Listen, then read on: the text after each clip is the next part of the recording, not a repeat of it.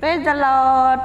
প্ৰিয়সকল, আমাৰ প্ৰাৰ্থনা কৰা জীৱনৰ কেতিয়াবা উত্তৰ নাহে, কিয়নো চাওঁ জানো আহকচোন। কাৰণ আমাৰ প্ৰাৰ্থনা কৰা জীৱনৰ সময় ঈশ্বৰে কি বিচাৰে তেনেধৰণৰ হ'ব লাগিব।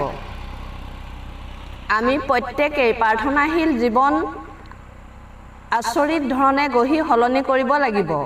মোৰ আপোনাৰ প্ৰাৰ্থনা এনেকুৱা হ'ব নালাগে যে মোৰ মানুহজনক বা মোৰ মানুহগৰাকীক বদলি কৰা, প্ৰভু মোৰ আপোনাৰ সমস্যা দূৰ হৈ যাওক, তথাপিতো উত্তৰ নিমিলে। কাৰণ মই 3-4-5 ঘণ্টা প্ৰাৰ্থনা কৰি আছোঁ, কিন্তু মোৰ মোবাইল মোৰ আগত আছে। হয়তো মই অন্য ভাষাতো প্ৰাৰ্থনা কৰি আছোঁ। কিন্তু প্ৰিয়সকল, আমি হয়তো পাহৰি গৈছোঁ, বহু দিন বছৰ আমি দেওবৰীয়া উপাসনাৰ বাবে গীৰ্জাঘৰ যাবলৈ সময় নাই আমাৰ হাতত। আমিতো তোমালৈ আহোঁতে সম্পূৰ্ণ হৃদয়েৰে তোমাক জানোতে কি কৈছিলোঁ? সকলো বিয়া সভা মেল মিতিৰ কুটুম এৰি তোমাৰ ৰাজ্যৰ কাৰণে ছদিন কাম কৰি এদিন দেওবৰীয়া উপাসনা ভাগি হ'ম। অৱশ্যে কিছু চাকৰিয়াল বিষয়াসকলৰ বাবে ডিউটিৰ সময়ছোৱাত বেলেগ কথা থাকে নিশ্চয়। আমাৰ যিসকলৰ বাবে সম্ভৱ তেওঁলোকে মই আপুনি বাৰু ঈশ্বৰৰ মণ্ডলীত একত্ৰিত হৈছোনে? সময় পাইছোনে? ঘৰত কাম বন কৰিয়ে বাইবেল পঢ়ি থাকিলেই নহ'ব প্ৰিয়সকল, আমি গীৰ্জাঘৰ যাবই লাগিব। আমাৰ প্ৰাৰ্থনা প্ৰভুৰ ওচৰত হ'ব লাগিব। প্ৰভু যীশু মোক তোমাৰ দৰে হ'বলৈ শিকোৱা, শক্তি ধৈৰ্য সাহস দিয়া, যেনে তুমি পবিত্ৰ। যেতিয়া আমাৰ জীৱনলৈ কিবা ধুমুহা আহিব পাৰে, সেই সময়ত প্ৰভু তোমাৰ চৰিত্ৰৰ দৰে মোৰ হৃদয়ত সেই চৰিত্ৰৰ গুণ আহিব দিবা। এনে প্ৰাৰ্থনাহে প্ৰকৃত আত্মাৰ পৰিপূৰ্ণ হৈ কৰা প্ৰাৰ্থনা, আৰু সেই প্ৰাৰ্থনাহে ঈশ্বৰে বিচাৰে।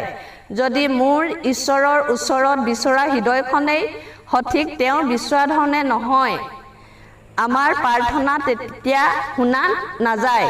যদি আমাৰ হৃদয় পবিত্ৰ, আমাৰ প্ৰাৰ্থনা ইমানেই আশীৰ্বাদ হৈ উঠিব এখন নদীৰ দৰে।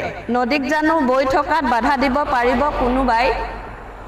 আপোনাৰ জীৱনত যদি কেতিয়াবা কিবা কাৰণত অলপ অপমান দুখ আহিব পাৰে, লোকে যি টি ব্যৱহাৰ কৰি অপমানো যদিহে কৰে, আপোনাৰ অকণো গাতেই নালাগিব। কাৰণ আপুনি মানুহৰ বাবে বদলি নাই হোৱা। মানুহে আপোনাক যেনেকৈ ক'লেও আপুনি তেওঁলোকৰ দৰে বদলি নহয়। কাৰণ আপোনাৰ মোৰ হৃদয়ত যীশুৰ মহিমা প্ৰকাশ পালে। মানুহে যীশুক ক্ৰুচত দিলে, মাৰিলে, থুই পেলালে, কাপোৰকো ভগাই ফালি চিৰি ল'লে। তথাপি তেওঁ নিজম দি মনে মনে থাকিল আৰু পিতৃ ঈশ্বৰৰ ওচৰত শেষবাৰৰ বাবে কৈছিল, হে পিতা, এওঁলোকে কি কৰিছে তাক নাজানে। এওঁলোকক ক্ষমা কৰিবলৈহে দিবলৈ কৈছিল। আমাৰ অন্তত যেতিয়া সেই প্ৰভু যীশুৰ চৰিত্ৰ আহিব, তেতিয়া আপুনি মই ঈশ্বৰৰ আগত প্ৰাৰ্থনাৰ আঁঠু ল'লে সেই স্বৰ্গৰ দুৱাৰ খোল খাবই খাব। কাৰণ ঈশ্বৰে দেখিলে আপুনি মই তেওঁৰ কাৰণে কি ত্যাগিছোঁ, কি ধৰণে জীৱন অতিবাহিত কৰিছোঁ। ঈশ্বৰে কৈছে, মই তোমাক ভয়ৰ আত্মা দি মতা নাই, মই তোমাক মোক আত্মাৰে প্ৰাৰ্থনা কৰিবলৈহে মাতিছোঁ। পৰিয়ালৰ লগত ব্যক্তিগতভাৱে সহভাগিতাত গীৰ্জাঘৰত সেইবোৰৰ বাবেইতো ঈশ্বৰে মাতিছিল আমাক, ঈশ্বৰৰ মহিমা প্ৰকাশ কৰিবলৈ। সেইবাবেই আমাৰ পুৰণি জীৱন এৰি নতুন যীশুৰ সাজেৰে সজ্জিত হৈ তেওঁ মাতিছে। সকলো চিন্তা তেওঁ দি প্ৰিয়সকল, সেইবাবেই চিন্তা